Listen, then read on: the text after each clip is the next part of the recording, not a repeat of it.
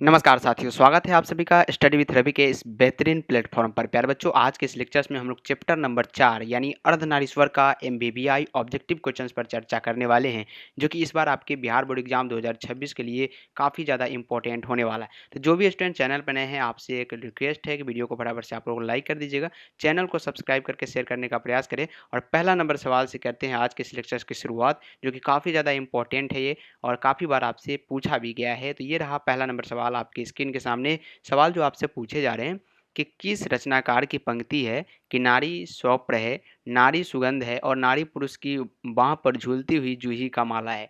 ऐसा जो वर्ड है ये कौन सी यानी किस रचनाकार की पंक्ति है, ये आपको बताना है। तो पंक्ति जो है ये रामधारी सिंह दिनकर का है, याद रखिएगा। Option number D correct answer होगा, रामधारी सिंह दिनकर, याद रखेंगे।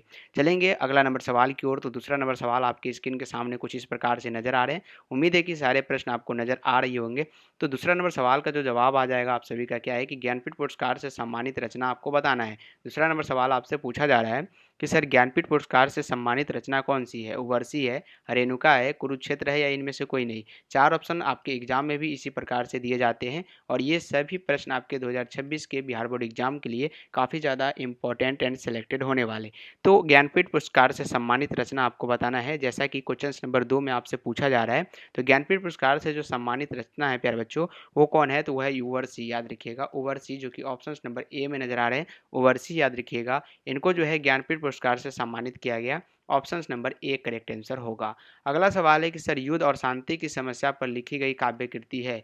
युद्ध और शांति की समस्या पर लिखी गई काव्य कृति आपको बताना है, कुरुक्षेत्र है, रश्मि है या परशुराम की प्रतीक्षा है। ऑप्शन नंबर 4 भी आपको ये दिखाई दे तो सही रहेगा। तो ये रहा ऑप्शन नंबर, इनमें से सभी होगा, यहाँ पे याद रखिएगा, इनमें से सभी। तो चारों ऑप्शन आपके स्क्रीन के सामने हैं और युद्ध और शांति की समस्या पर लिखी गई काव्य कृति आपसे पूछे जा रहे हैं। तो ऑप्शन याद रखिएगा, कुरुक्षेत्र याद रखिएगा, कुरुक्षेत्र जो होगा ये बिल्कुल करेक्ट आंसर होगा। युद्ध और शांति यहाँ से भी निकल के आता है सर, कुरुक्षेत्र यानी कुरुक्षेत्र में क्या होता होगा, तो युद्ध होता होगा। तो याद रखिएगा ये क्या होगा, युद्ध और शांति की समस्या पर लिखी गई काव्य कृति है कुरुक्षेत्र, जो कि ऑप्शन नंबर ए करेक्ट है। और पीवाईक्यू में अगर देखेंगे तो ये प्रश्न आपको पहले भी नजर आएंगे, क्वेश्चंस बैंक में आप देख सकते हैं, सभी प्रश्न आपको मिल जाएगा।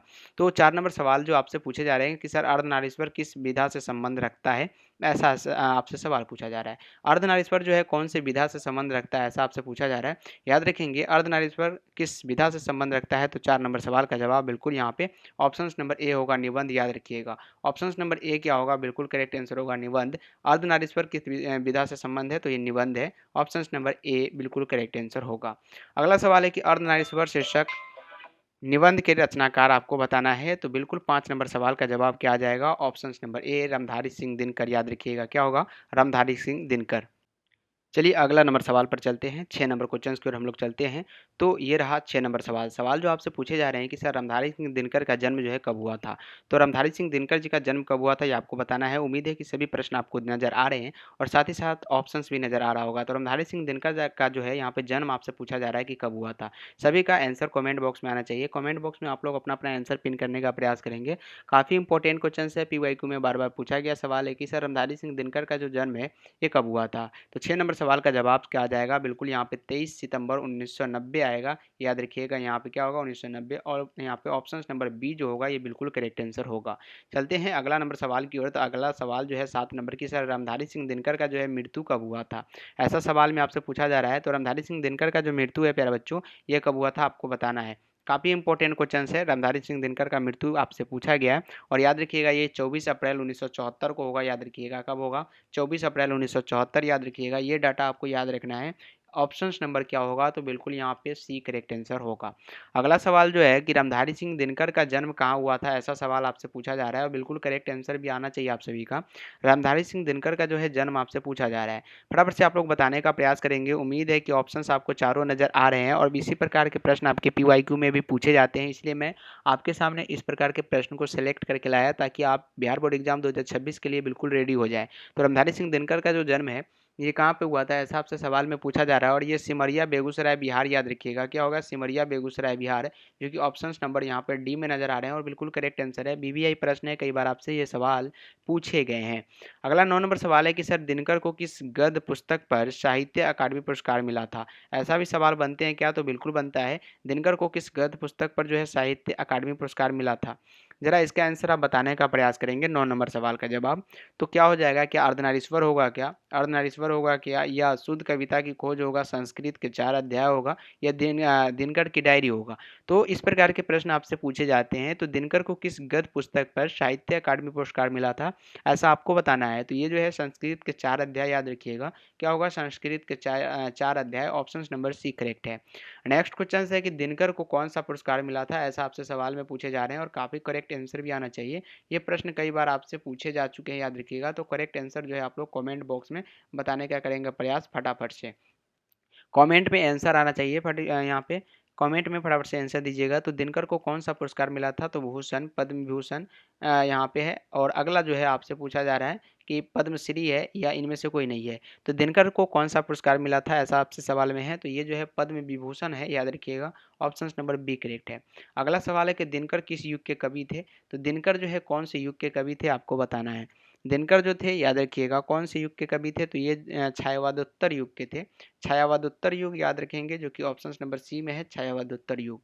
अगला सवाल है कि कामनी तो अपने साथ डैश की शांति लाती है, खाली जगह को भरना है, विश्राम की, गामिनी की, यमी की, या साइनी की। तो कामिनी तो अपने साथ जो है डैश की शांति लाती है, किस चीज़ की शांति लाती है, ऐसा सवाल में है। तो यामी की शांति लाती है। ऑप्शन नंबर यहाँ पे बिल्कुल सी करेक्ट आंसर होगा। जिस पुरुष में नारीत्व नहीं है वैसे पुरुष के लिए हम एक शब्द में क्या बोलेंगे, संपूर्ण, अपूर्ण, अधूरा, इनमें से कोई नहीं। तो जिस पुरुष में नारीत्व नहीं है उसके लिए हम लोग क्या कहते हैं, उसके लिए अपूर्ण बोलते हैं। क्या बोलते हैं, अपूर्ण कहते हैं, याद रखिएगा।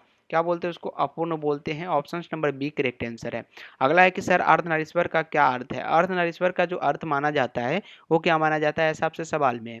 तो 14 नंबर सवाल का जवाब बिल्कुल ऑप्शन नंबर डी होगा कि नारीश्वर क्या है, अर्धनारीश्वर शंकर और पार्वती का कल्पित रूप है, जिसका आधा अंग पुरुष और आधा अंग नारी का है। ऐसा कल्पना करके इस पाठ को बनाया गया है अर्धनारीश्वर को। तो यहाँ पे अर्धनारीश्वर क्या है, तो पता चल गया कि सर शंकर और पार्वती का क्या है, कल्पित रूप है।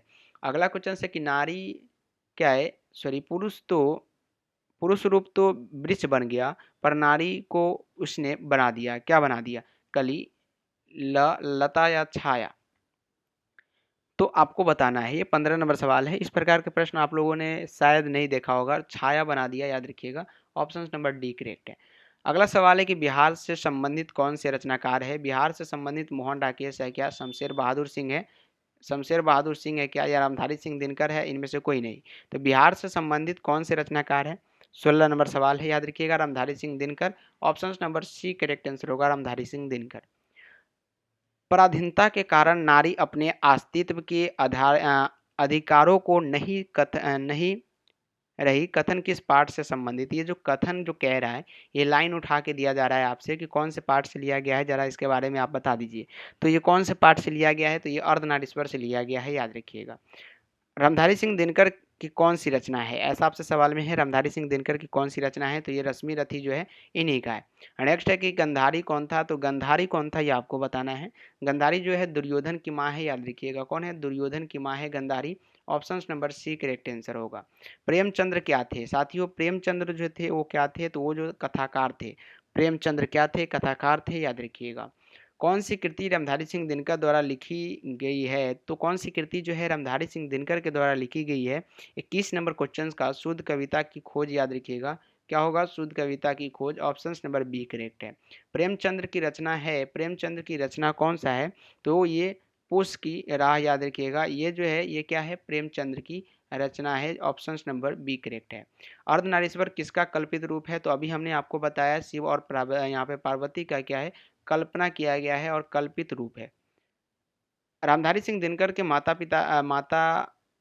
पिता के क्या नाम था, मनोज सिंह, सुरेंद्र सिंह, रवि सिंह या महेश सिंह। तो रामधारी सिंह दिनकर के पिता का नाम आपसे पूछ दिया गया है इस प्रश्न में। तो क्या होगा, रवि सिंह, जो कि ऑप्शन नंबर सी में है। नेक्स्ट है कि रामधारी सिंह दिनकर के माता का क्या नाम था, ये भी सवाल है। 25 नंबर क्वेश्चन है और ये जो होगा मनरूपी देवी, मनरूप देवी। ऑप्शन नंबर सी करेक्ट है। अगला सवाल है कि रामधारी सिंह दिनकर के पत्नी का क्या नाम है, ये भी सवाल बनता है। तो ज़्यादातर लेखक के परिचय से ही सवाल पूछे जाते हैं आपके बोर्ड एग्जाम में। और ये जो होगा श्यामवती देवी, याद रखिएगा, उनकी पत्नी का नाम था। अगला है कि रामधारी सिंह दिनकर बीए किस विद्यालय से किया, ये इंपॉर्टेंट बनता है इस चैप्टर से। तो रामधारी सिंह दिनकर जो है बीए कौन से विद्यालय से किया था? तो पटना विश्वविद्यालय से किया था। अगला क्वेश्चन है कि रामधारी सिंह दिनकर के बीए किस विषय से किए? तो कौन से विषय था बीए करने के लिए? तो इतिहास यानी हिस्ट्री से किए थे। 29 नंबर क्वेश्चन और ये सेकेंड लास्ट सवाल है आपके लिए कि रामधारी सिंह दिनकर ने सबसे पहले कौन सी कृति प्रकाशित किया था? ऐसा आपसे सवाल में पूछा जा रहा है और ये क्या होगा? प्रणभंग होगा, याद रखिएगा प्रणभंग। और लास्ट क्वेश्चन ये रहा, रामधारी सिंह दिनकर का जन्म बिहार के किस जिले में हुआ है? तो ये जो है बेगूसराय जिला, याद रखिएगा बेगूसराय जिला। ठीक है, तो 30 क्वेश्चंस का सलूशन आज के इस लेक्चर्स में हमने किया, जो कि बिहार बोर्ड एग्जाम 2026 के लिए काफ़ी ज़्यादा इंपॉर्टेंट एंड सिलेक्टेड क्वेश्चंस थे। ऑलरेडी पीवाईक्यू में भी पूछा गया सवाल था। उम्मीद है कि आज का लेक्चर्स आपको पसंद आया। अपना अपना फीडबैक जो है कमेंट बॉक्स में देने का प्रयास कीजिएगा, सभी को मैं सीन करने का प्रयास करूंगा। तो मिलते हैं फिर से अगले लेक्चर्स में, तब तक के लिए इतना ही। Bye bye and take care.